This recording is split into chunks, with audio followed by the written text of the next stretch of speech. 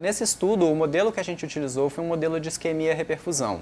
Basicamente, é um modelo em que você corta, ou na verdade diminui drasticamente, o fluxo de sangue para o fígado, e com isso você também vai estar suprindo menos oxigênio, menos nutrientes para essas células, e isso vai comprometer a produção de ATP também. A parte da reperfusão seria seria que depois de um período, nesse caso de meia hora que a gente fez de isquemia, você volta o fluxo de sangue ao normal, 100%.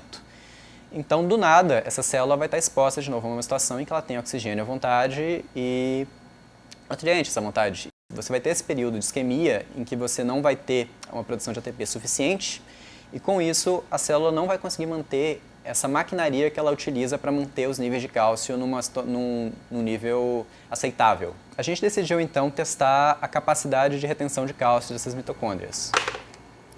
Experimentos de captação de cálcio foram feitos nesse equipamento aqui, que é um fluorímetro. Eu suspendi as mitocôndrias aqui dentro e você tem agitação, né, para elas ficarem homogêneas aqui dentro. Isso aqui eu que adicionei o cálcio aqui fora, eu abri a porta e coloquei uma adição de cálcio.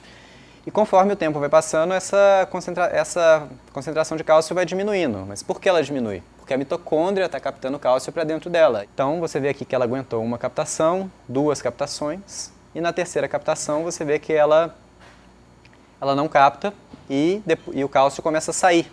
Isso é porque quando você tem a transição de permeabilidade, você perde o potencial de membrana e com isso o cálcio que estava acumulado lá dentro ele começa a sair. O que dá para ver no artigo que foi publicado é que as mitocôndrias do animal de digestão calórica, elas aguentavam muito mais adições de cálcio. Ou seja, o grupo controle que comia à vontade, aqui com 2, 3 adições, eles já estavam tendo essa transição de permeabilidade. Enquanto que as mitocôndrias obtidas do animal de digestão calórica, eles aguentavam quase o dobro das adições. Se você submete esses dois animais a um processo de isquemia-reperfusão, você vai ter um dano, uma morte celular muito maior no fígado do animal ad libitum, que comeu à vontade, do que do animal de restrição calórica.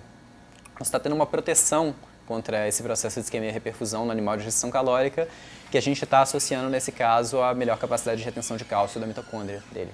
Numa situação comparando ao ser humano, ele seria o equivalente a um transplante de fígado, na verdade. Um infarto, por exemplo, basicamente é isso, você tem uma diminuição do fluxo de sangue para as células do coração, que depois você vai restaurar esse fluxo e nessa hora você tem morte celular. E já foi demonstrado que a restrição calórica protege o coração contra isquemia-reperfusão. No Alzheimer, por exemplo, você tem uma entrada excessiva de cálcio.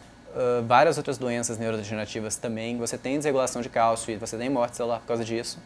Muitas delas a restrição calórica já foi mostrada como sendo protetora e agora a gente está propondo um mecanismo que seria, um dos mecanismos seria essa melhor capacidade de retenção de cálcio na mitocôndria da mitocôndria.